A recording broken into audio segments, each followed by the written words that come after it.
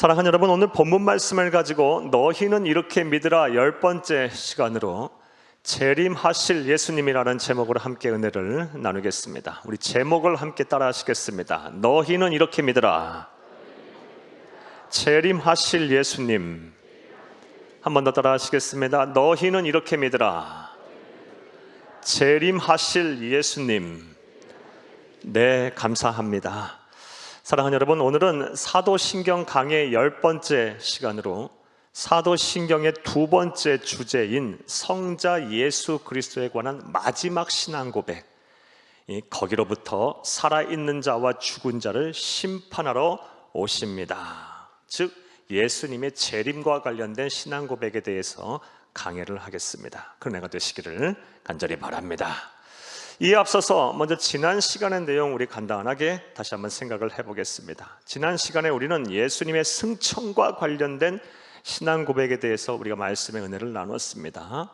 하늘에 오르시어 전능하신 아버지 하나님 우편에 계시다가 예수님의 승천과 관련된 말씀을 나누었습니다.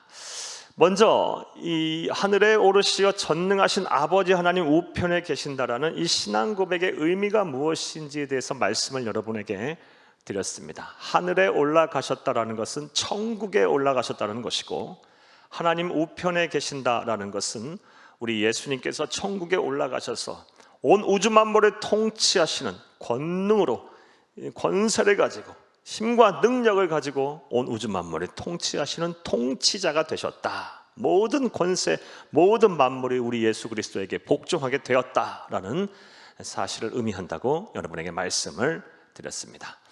또한 예수님의 사역, 우리를 구원하시고 우리와 함께 하시는 이 예수님의 사역은 부활하고 승천하신 이후에 종결된 것이 아니라 그 이후에도 지금도 계속되고 있다라고 말씀을 드렸습니다. 예수님께서 승천하신 이후에 어떠한 사역을 하고 또 우리에게 무슨 유익이 되는지에 대해서도 말씀을 드렸습니다.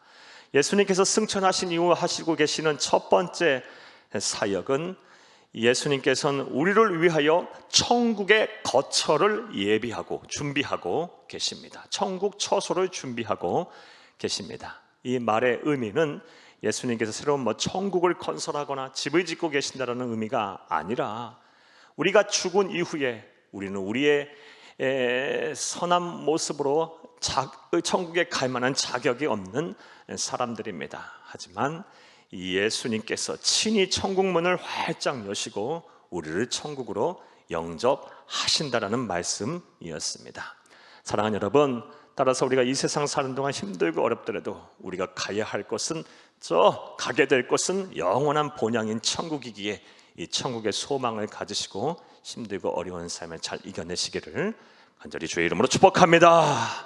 우리가 우리의 삶이 다 하는 날, 우리의 죽음은 찰나의 순간일 것이고 우리 주님께서 두 팔 벌려 우리를 영접하실 거예요. 천국으로 우리를 인도하실 것입니다. 이런 확신을 가지시기를 간절히 주의 이름으로 축복합니다. 두 번째, 또 예수님께서 천국에서 지금 하시고 계시는 그 사역이 무엇입니까? 우리를 위하여 날마다 변호하시면서 우리를 위하여 기도하고 계십니다. 따라서 지금 이 세상 사는 동안 내 편이라고 할 수 있는 사람 하나도 없어도, 나를 위해 기도해 주는 사람 단 한 사람이 없어도 여러분 너무 외로워하지 마시고 또 두려워하지 마시고 낙심을 하지 마시기를 바랍니다.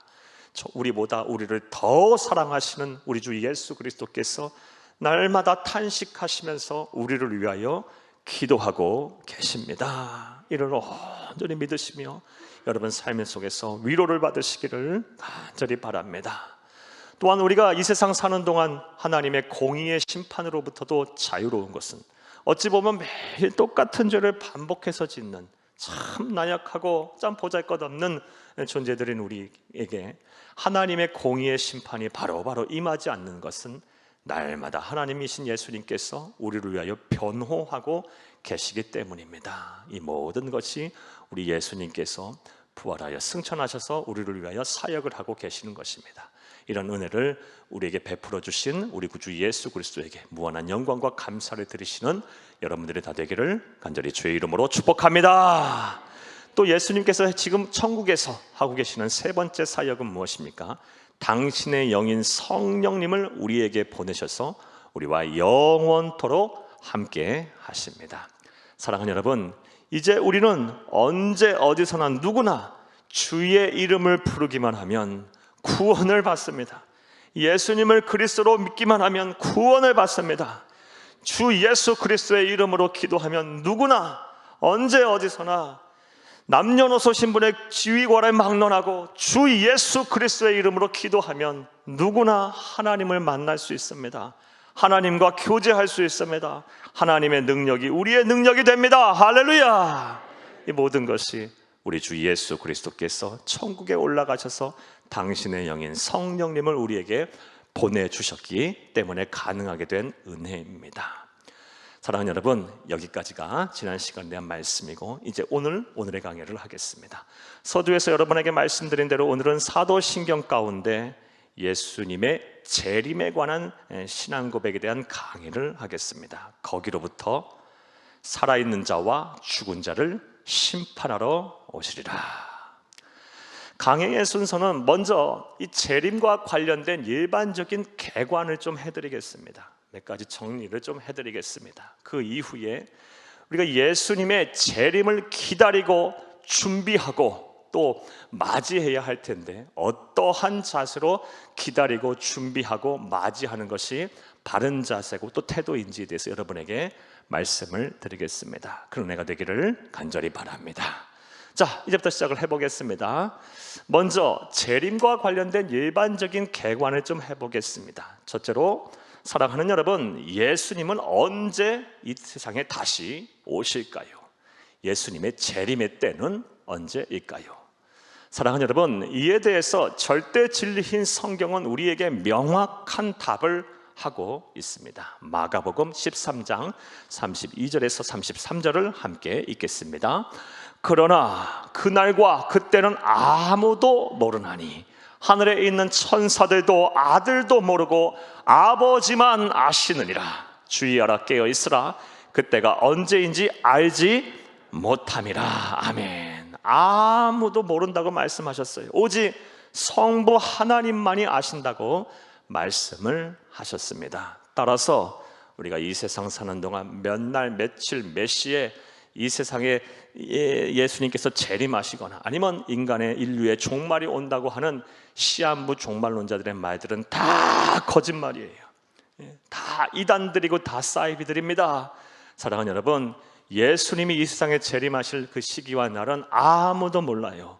오직 성부 하나님만이 아십니다. 우리가 이 사실을 온전히 알고 바로 믿는 성도님들이 다 되시기를 간절히 주의 이름으로 축복합니다. 자, 둘째로, 그렇다면 예수님은 어떠한 방법으로 이 세상에 다시 오실까요? 재림의 방법은 무엇일까요? 사랑하는 여러분, 이 또한 이 절대 진리인 성경에서 우리에게 명확한 답을 우리에게 하고 있습니다. 사도행전 1장 9절에서 11절을 함께 읽겠습니다.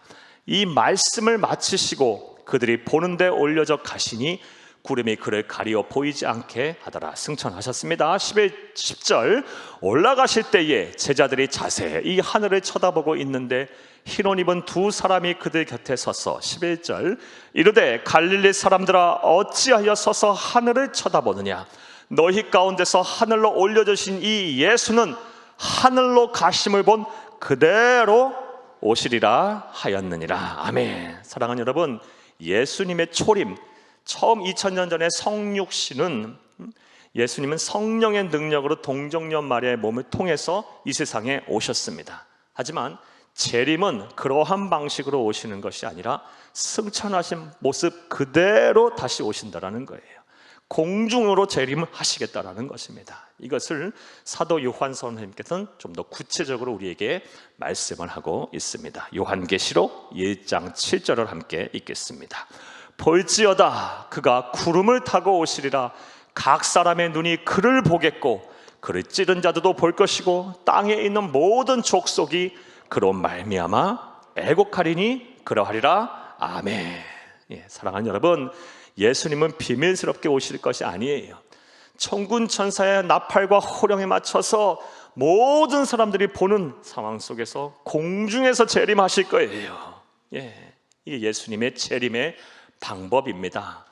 그러므로 이 세상에 자칭 재림 예수라 하는 사람들, 하나님이라고 하는 사람들, 구세주라고 하는 사람들, 메시아라고 하는 사람들은 전부 가짜들이에요. 전부 사탄의 도구가 된 이단과 사이비들이에요. 왜냐하면 그들 중에 누구도 하늘로부터 우리가 모든 사람을 보는 상황에서 공중재림한 사람은 없기 때문이에요. 다 육신의 부모가 있고 다 출생의 출생지가 있어요. 예수님의 재림은 그런 방법으로 오는 것이 아닙니다. 모든 사람들이 보는 상황에서 승천하신 그대로 다시 이 세상에 오실 것입니다. 할렐루야! 우리가 이러한 사실들만 정확하게 알아도 이단과 사이비들에 쉽게 미혹되지 않을 거예요. 자칭 재림 예수로 하는, 구세주라고 하는, 복음을 왜곡하고 사탄의 도구가 된 자들에게 우리가 미혹되지 않을 거예요. 여러분 분명히 알고 담대히 전하는 여러분들이 되기를 간절히 주의 이름으로 축복합니다. 자, 또 셋째로 예수님의 그럼 재림의 목적은 무엇일까요? 왜 이 세상에 다시 오실까요?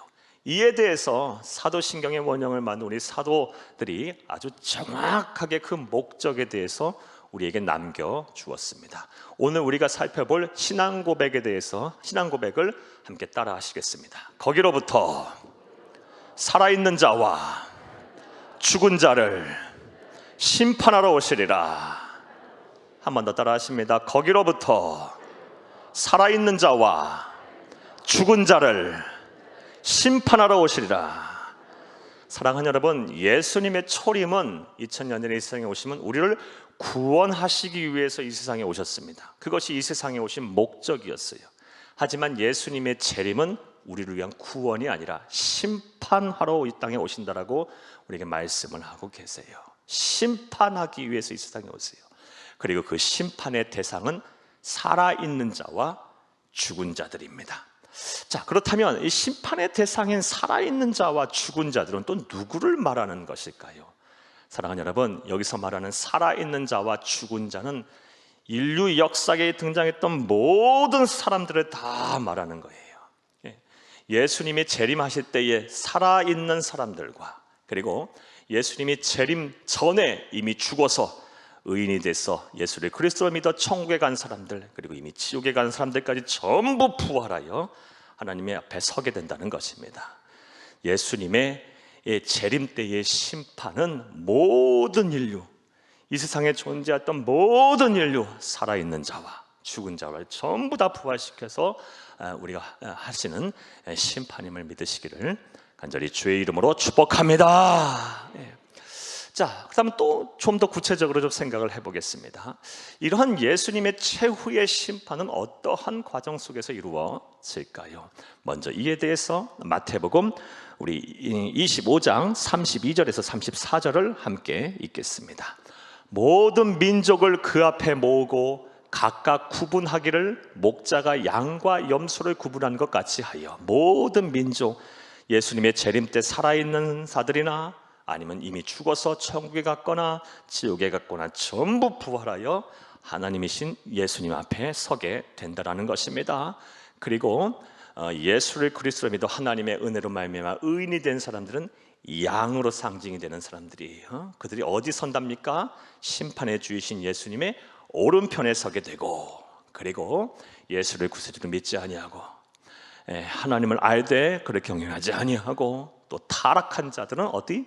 염소로 상징하는 왼편에 두게 하신답니다. 34절을 읽겠습니다.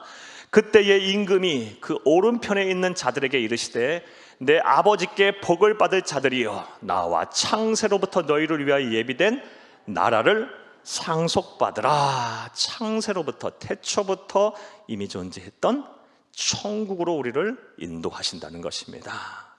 이와 반하여 악인들은, 예수를 그리스도로 믿지 아니한 자들, 하나님을 알되 그를 경외하지 않은 자들을, 타락한 자들은 왼편에 서서 어떠한 형벌을 받습니까? 요한계시록 20장 12절에서 15절을 함께 읽겠습니다. 또 내가 보니 죽은 자들이 큰 자나 작은 자나 그 보좌 앞에 서 있는데 책들이 펴 있고 또 다른 책이 펴졌으니 곧 생명책이라. 죽은 자들이 자기 행위를 따라 책들에 기록한 대로 심판을 받으니 바다가 그 가운데서 죽은 자들을 내주고 또 사망과 음부도 그 가운데서 죽은 자들을 내주며 각 사람이 자기 행위대로 심판을 받고 사망과 음부도 불못에 던져지니 이것은 둘째 사망 곧 불못이라. 그러니까 예수님의 재림 때에 살아있는 사람, 또 예수님이 재림 전에 이미 죽은 사람 가운데 지옥 형벌을 받은 사람들도 전부 부활해서 왼편에서 최후의 심판을 받게 되는데 이제 영원한 지옥 형벌을 불못에 내던져지게 된답니다. 그리고 이것을 가리켜 둘째 사망이다라고 성경은 말을 하고 있습니다. 이렇듯 예수님께서 재림하시는 목적은 살아있는 자와 죽은 자를 심판하시기 위해서 알파와 오메가 되신 하나님, 처음 태상을 여신 하나님께서 이 최후의 심판으로 세상을 닫으시기 위해서 재림하시는 것입니다. 이것을 온전히 믿는 저와 여러분 되시기를 간절히 주의 이름으로 축복합니다. 축복합니다. 자, 이제 이러한 내용 이해를 바탕으로 이제 생각을 해보겠습니다. 사랑하는 여러분, 예수님의 재림을 기다리고 또 예수님의 재림을 준비하며 예수님의 재림을 맞이하는 성도로서의 바른 자세는 무엇일까요? 우리는 어떻게 예수님을 기다리고 예수님의 재림을 바라고 또 예수님의 재림을 준비해야 할까요? 자, 이제부터 따라 하시겠습니다. 첫째로, 예수님의 재림을 확신해야 합니다. 예수님의 재림을 확신하는 것부터, 재림에 대한 확고한 믿음을 가지는 것부터가 시작이라는 것입니다. 사랑하는 여러분, 안타깝게도 오늘날 많은 성도님들이 이 재림에 대한 신앙이 참 많이 흔들리고 계세요. 공고하지 못해요. 이 재림의 신앙이 온전히 서 계시지 못하신 분들이 참 많습니다. 사랑하는 여러분, 여러분들은 어떠십니까? 여러분, 예수님이 이 세상에 다시 오실 것을 확실하게 믿으십니까? 믿더라도 어떤 분들은 이 재림이 나하고는 전혀 상관없이 저 먼 훗날에 어느 시점에 일어날 일이라고만 생각하고 나의 신앙과는 전혀 상관없는 일이다라고 생각하고 계시는 분들이 많이 계실 것입니다. 사랑하는 여러분, 그러나 예수님께서는 반드시 재림하실 것입니다. 반드시 오실 거예요. 이것은 절대 진리인 성경이 우리에게 증언을 해주고 있습니다. 사랑하는 여러분, 성경은 단 한 구절도 하나님께서 다 거저된 것이 아니라, 거저 기록한 것이 아니라 다 의도와 목적을 갖고 기록하셨고 단 한 구절도 말씀하신 것이 안 이루어지신 말씀이 없습니다. 예를 들어 이사야서 7장 14절 말씀을 보면 예수님께서 초림하실 때 동정녀 마리아의 몸에서 잉태하실 것이라고 말씀하셨어요. 단 한 구절 나와요. 동정녀 마리아의 출생은. 그런데 그 말씀 그대로 예수님께서는 남자를 가까이 하지 아니한 동정녀 마리아의 몸을 통해서 이 세상에 오셨습니다. 자, 그런데 재림은 몇 번이나 말씀을 하고 계실까요? 이것에 대해 신학자들마다 의견이 많이 다른데 대체로 정확하게 직접적으로 언급한 구절만 이 말씀을 드리면 구약에서 4번, 그리고 신약에서 무려 318번이나 언급이 되어 있습니다. 한만 번만 말씀하셔도, 한 구절만 말씀하셔도 다 성취되고 이루어졌는데 이렇게 많이 말씀하셨다고 한다면 안 이루어지겠습니까? 반드시 성취될 것입니다. 할렐루야! 예수님은 반드시 이 세상에 다시 오실 것입니다. 심지어 신구약 66권을 닫는 맨 마지막 말씀도 재림에 관한 말씀으로 우리 하나님께서 말씀을 마치시고 계십니다. 사랑하는 여러분, 오늘 본문 말씀이 바로 신구약 66권 맨 마지막 말씀이에요. 요한계시록 22장 20절에서 21절을 함께 읽겠습니다. 이것들을 증언하신 이가 이르시되 내가 진실로 속히 오리라 하시거늘 아멘. 주 예수여 오시옵소서. 주 예수의 은혜가 모든 자들에게 있을지어다. 아멘. 이게 성경이 끝나는 말씀이에요. 성경을 시작하는 창세기 1장 1절이 무엇입니까? 태초에 하나님이 천지를 창조하시니라. 성경은 하나님이 창조 신앙으로 말씀을 시작해서 재림에 대한 말씀으로, 재림 신학으로 이 성경을 말씀을 닫는 것을 우리가 보게 됩니다. 사랑하는 여러분, 이렇게 절대 진리인 성경은 예수님께서 반드시 이 세상에 오실 것이다 라고 우리에게 증언을 하고 있습니다. 이것을 온전히 믿는 저와 여러분이 되어야 할 줄로 믿습니다. 하지만 성경이 이렇게 예수님의 재림을 분명하게 말씀하심에도 불구하고 많은 사람들이 예수님의 재림을 믿지 않습니다. 그리고 믿더라도 먼 훗날 나에게는 전혀 상관없는 마치 신화 속에나 존재하는 이야기인 양 생각하는 경향이 있습니다. 자, 그렇다면 그 이유가 무엇일까요? 왜냐하면 다양한 이유가 있겠지만, 왜냐하면 예수님에 대한 이 가장 중요한 이유는 예수님의 재림이 오랜 시간 동안 지체되어 왔기 때문이에요. 그러다 보니 이 사람들의 마음속에 예수님의 재림 신앙이 약해진 것입니다. 사랑하는 여러분, 초대교회 때부터 예수님께서 오신다고 했는데 아직도 안 오시고 계시고 또 언제 오실지도 우리가 몰라요. 그러다 보니 이 재림 신앙이 아주 날이 서 있지 못하신 분들이 참 많습니다. 자, 그렇다면 또 생각을 해보겠습니다. 왜 예수님께서는 이렇게 더디 오실까요? 속히 오신다고 말씀하시고서 왜 이렇게 바로바로 오시지 아니하시고 재림이 이렇게 더디게 이루어지고 있을까요? 그런데 성경 말씀을 보면 이 또한 우리에게 분명한 답을 하고 계십니다. 베드로후서 3장 8절에서 9절을 함께 읽겠습니다. 사랑하는 자들아, 주께는 하루가 1000년 같고 1000년이 하루 같다는 이 한 가지를 잊지 말라. 주의 약속은 어떤 이들이 더디다고 생각하는 것 같이 더딘 것이 아니라 오직 주께서는 너희를 대하여 오래 참으사 아무도 멸망하지 아니하고 다 회개하기를 이르기를 원하시느니라. 아멘. 그러니까 우리 하나님께서 기다리고 계시는 거예요. 오래 참고 계시는 거예요.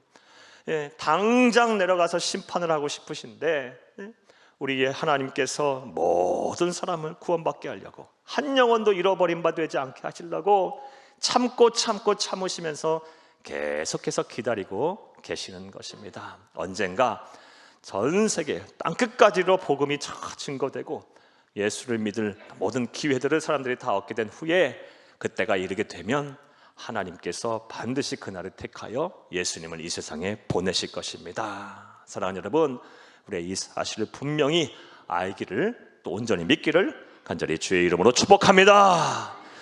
이렇게 예수님의 재림이 더디 오시는 것은 또 다른 측면에서 생각해보면 우리에게 참 은혜의 말씀입니다. 사랑하는 여러분, 생각을 해보시기를 바랍니다. 우리가 아직 죄인 되었을 때에 만약 그때 예수님이 오셨더라면 우리 어떻게 할까요? 큰일 날 뻔했죠. 아직 우리가 사랑하는 우리의 가족들이 구원을 받지 못했는데, 아직 영생의 은혜를 누리지 못하고 있는데, 예수님을 그리스도로 믿지 아니하는데 지금 당장 오신다면 어떻게 하겠어요? 큰일 나겠죠. 이거 어떡합니까? 이런 측면으로 볼 때 예수님이 재림이 더디 오시는 것은 또한 하나님의 은혜의 말씀이라고도 우리가 볼 수가 있습니다. 그러므로 우리가 이 예수님의 재림을 기다리고 준비하고 또 맞이하면서 어떠한 자세로 우리가 살아야 하고 신앙생활을 해야 하냐? 예수님의 재림이 반드시 이루어질 것을 확신하되 재림을 더디하시면서까지 모든 인류를 구원하시기를 원하시는 그 하나님의 마음을 헤아려야 할 것입니다. 그 하나님의 마음을 받아야 돼요, 우리 마음으로. 그래서 우리도 한 영혼도 잃어버린 바 되지 아니하고 모든 영혼이 주 앞에 돌아오도록 열심히 복음을 전해야 하고, 열심히 전도해야 하고, 열심히 하나님의 사랑을 베풀어야 해요. 하나님의 마음을 우리의 마음으로 받고 하나님의 소원을 우리가 이루어드려야 하는 것이 바로 재림을 기다리는 바른 성도의 모습임을 믿으시기를 간절히 바랍니다. 할렐루야. 자, 첫 번째로 예수님의 재림을 기다리고 준비하고 맞이하는 성도의 바른 자세가 무엇입니까?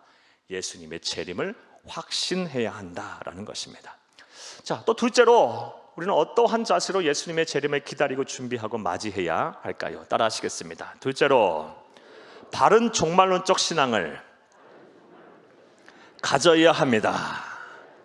종말론적 신앙을 갖고 살되 바르게 가지고 살아야 합니다. 사랑하는 여러분, 이 재림의 신앙에 심취해 계신 분들, 그리고 이 성경을 조금 깊이 안다고 하시는 분들 가운데 이 종말론적 신앙이 잘못돼서 패가 망신한 사람들이 많이 계세요.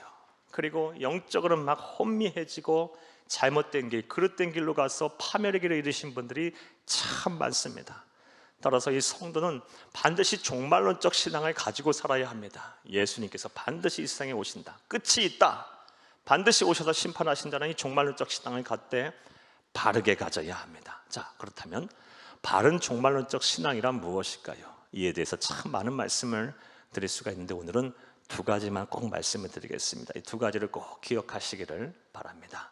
먼저 우리가 예수님의 재림을 준비하고 기다리고 맞이하면서 가져야 할 바른 종말론적 신앙은 예수님이 재림하실 때 심판이 있음을 알고 우리가 성결하게 살아야 합니다. 죄짓지 말고 살아야 되는 거예요.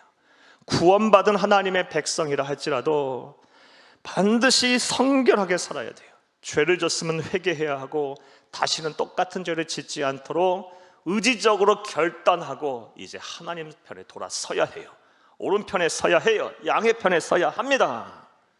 사랑하는 여러분, 이것이 바로 바른 종말론적 신앙임을 믿으시기를 간절히 주의 이름으로 축복합니다. 이와 관련해서 다음과 같은 글을 여러분에게 하나 읽어드리겠습니다. 사랑하는 여러분, 제가 읽어드릴 글은 19세기 전 세계의 대표적인 실존주의 철학자이자 기독교 신학자이기도 했던 쉐렌 키르케고르가 쓴 이것이냐 저것이냐라는 책 일부에 나오는 글이에요. 여러분에게 읽어드리겠습니다. 한 극장에서 버라이어티 쇼가 진행되고 있었다. 모든 쇼는 바로 있었던 쇼보다 더 환상적이었다. 그런데 갑자기 광대가 앞으로 나와서 쇼를 중단해서 죄송하다고 사과를 했다. 그런 후 극장에 불이 났고 그래서 그는 관객들에게 질서 있게 극장 밖으로 나가달라고 간청을 했다. 하지만 관객들은 이것이 그날 밤 있었던 쇼 중에서 가장 즐거운 반전이라고 생각을 했다. 그래서 우레와 같은 갈채를 보냈다. 광대는 다시 한번 극장이 불이 나서 그러니 극장을 빨리 나가달라고 간절하게 호소를 했다. 그러나 그가 그러면 그럴수록 더 열렬한 갈채를 받았다. 그는 이제 어떻게 할 수가 없었다. 불은 건물 전체와 재미있어하는 관객들에게 달려들었다. 사랑하는 여러분, 이 글을 쓴 이후에 키르케고르는 다음과 같이 결론을 맺어요. 하나님의 심판의 때 우리들도 이 불길의 화마 속에서 우레와 같은 갈채와 박수를 보내는 관객들처럼 심판을 받고 파멸에 이를까 심히 우려스럽다라고 결론을 맺고 있어요. 사랑하는 여러분, 세상 사람들은 하나님이 없다고들 해요. 그리고 이 세상이 전부라고 해요. 그리고 이 세상이 삶이 끝나면은 우리는 다 무로 돌아간다고 해요. 이 세상의 사후의 세계는 없다고 말들을 해요. 그리고 또 어떤 사람들은 제2, 제3, 제4의 생을 계속 반복하며 산다고들 얘기해요. 하지만 사랑하는 여러분, 하나님의 말씀 우리에게 분명하게 말씀을 하고 있어요. 히브리서 9장 27절 말씀에 사람이 한 번 죽는 것은 정한 것이고 그 이후에는 심판이 있다라고 말씀을 하고 계세요. 사랑하는 여러분, 이것이 진리예요. 이것이 구원의 복음을 전하는 참된 생명의 종교가 우리에게 주시는 진리의 말씀이에요. 반드시 죽은 이후에는 심판이 있을 것입니다. 그 심판은 아주 무서운 심판이에요. 그 심판은 돌이킬 수 없는 심판이 될 것이에요. 따라서 우리는 항상 이것을 염두에 두고 살아야 돼요. 그리고 죄짓지 말고 살아야 하고, 우리는 항상 성결하게 살아야 하고, 끝까지 우리의 믿음을 지키고 살아야 할 줄로 믿습니다. 물론 예수를 그리스도 믿는 우리들은 우리가 부족하지만 하나님의 은혜로 예수 그리스도의 공로로 말미암아 천국에 가게 될 거예요. 그러나 또 분명하게 우리 하나님께서 말씀을 하고 계세요. 구원받는 데서 그치는 것이 아니고 성결하게 살아야 한다. 죄짓지 말고 살아야 한다. 이것이 우리에게 주시는 말씀이에요. 그리고 또 분명하게 우리에게 말씀하고 계세요. 최후의 심판의 날 우리가 행한 대로 보응을 받게 된다라고 말씀을 하고 계십니다. 사랑하는 여러분, 그러므로 저와 여러분 구원받은 하나님의 백성이라 할지라도 여러분 이 믿음으로 우리는 구원을 받지만 우리가 행한 대로 보응을 받는다는 사실을 기억하고 심판의 날 우리가 행한 대로 보응을 받는다는 사실을 기억하며 우리가 늘 이 성결한 백성으로 살기 위해 노력해야 할 것이고 죄를 졌으면 회개해야 하고 이제 의지적으로 분명히 결단해서 하나님 말씀에 순종하고 주의 말씀을 지키며 또 하나님 편에 서는 건강하고 거룩한 삶을 살아야 할 것입니다. 할렐루야! 이것이 바로 바른 종말론적 신앙을 가진 자의 모습입니다. 또 바른 종말론적 신앙이라는 것이 또 무엇일까요? 또 우리가 분명히 알아야 할 바른 종말론적 신앙, 예수님께서 반드시 오신다라는, 속히 오실 거라는 이 종말론적 신앙을 가지되 바르게 가져야 될 신앙이란 무엇이냐? 현재 삶에 최선을 다하는 것입니다. 현재 내게 주어진 삶, 내게 주어진 시간에 최선을 다하고 사는 것이 바로 우리 그리스도인이 가져야 할 바른 종말론적 신앙입니다. 간혹 이 재림 신앙에 심취해 계신 분들, 그리고 이 인류의 종말과 또 하나님의 심판에 대해서 깊은 관심을 갖고 계신 분들 가운데 보게 되면 현실을 도피하고 정작 중요시해야 할 이 삶을 엉망으로 만들고 살고 계신 분들이 참 많아요. 무질서하고 무책임하고 나태하고 게으르고 막 이렇게 사시는 분들이 많아요. 일도 하지 않고, 그리고 또 반대로 어떤 분들은 이 세상 곧 끝날 거니까 노세 젊어서 노세, 죽을 날 가까웠으니까 먹고 마시며 즐기세 하면서 이 쾌락에 빠져 사시는 분들이 많이 계세요. 이런 분들의 삶은 잘못됐다고 성경은 분명하게 말을 하고 있어요. 재림을 때가 가까우면 가까울수록, 재림, 인류의 종말, 개인의 종말을 바라면 바랄수록 더 삶에 최선을 다해 살고 더 규모 있게 살고 더 사명자의 감당하며 살라고 성경은 말을 하고 있습니다. 한 말씀 보겠습니다.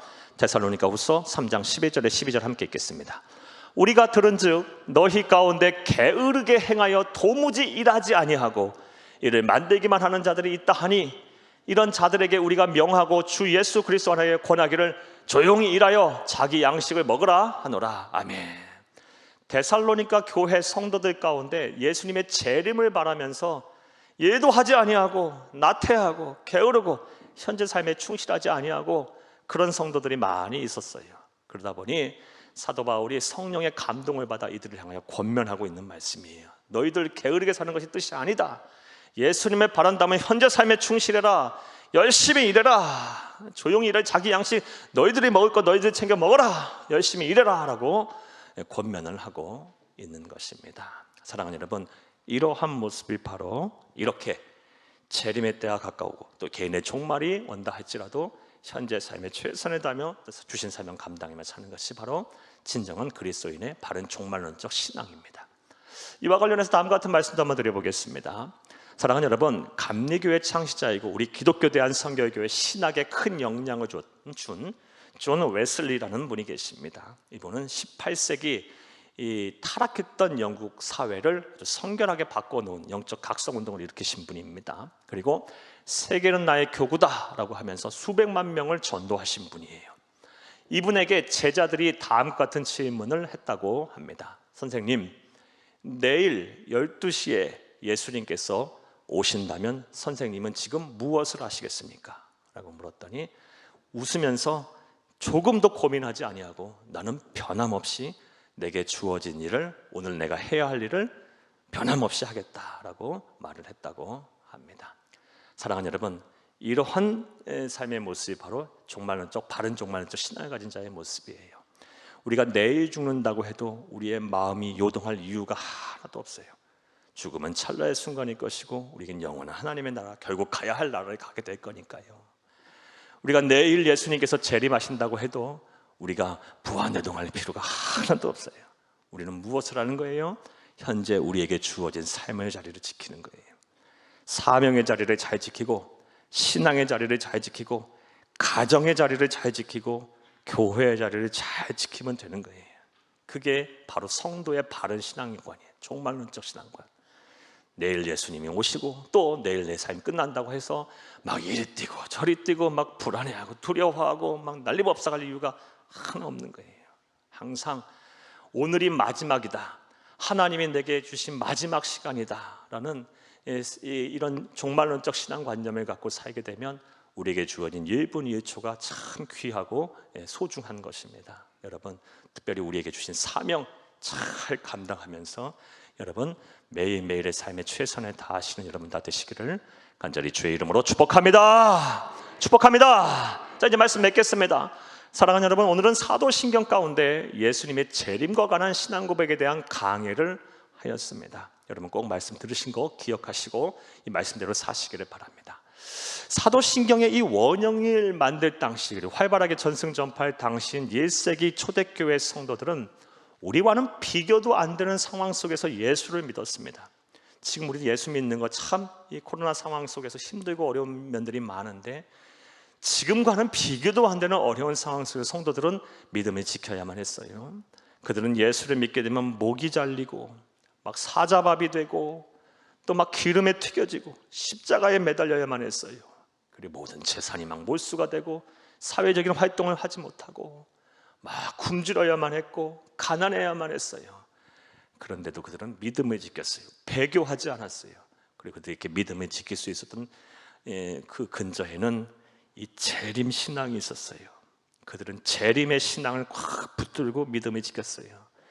이 어렵고 힘든 삶, 우리 주 예수 그리스도께서 다시 오셔서 나의 눈물을 닦아주실 것이고 내 마음을 풀어주실 것이다. 실제로 기록에 보게 되면 그 초대교회 성도들은 서로 만나고 때마다 다음과 같은 인사를 했다고 합니다. 오늘 우리 본문 말씀인 요한계시록 22장 20절 말씀이에요. 주여 오시옵소서. 주여 오시옵소서. 헬라어로 마라나타, 마라나타. 아멘. 주 예수여 어서 오시옵소서. 만날 때마다 마라나타, 마라나타, 마라나타, 마라나타 하면서 서로 예수님의 재림의 신앙을 붙들자고 격려하면서 힘들고 어려운 삶을 이겼던 거예요. 자, 이러한 초대교회 성도들의 모습이 한국교회 초기 선교 역사 속에서도 나타납니다. 우리 자랑스러운 믿음의 선배들도 그랬어요. 우리 믿음의 선배들 일제강점기와 또 6.25 사변을 겪으면서 얼마나 힘들게 믿음을 지키고 예수를 믿은지 몰라요. 우리 자랑스러운 우리 기독교 대한선교회는 재림신앙 때문에 사랑하는 여러분, 우리 교단이 해산되기도 했어요. 강제로 해산되기도, 막 찢겨나가기도 했어요. 수많은 사람들이 순교의 피를 흘리기도 했어요. 사랑하는 그런 가운데서도 우리 믿음의 선배들이, 자랑스러운 믿음의 선배들이 어떻게 신앙을 지켰어요? 이 재림의 신앙을 특별히 붙들고 있었어요.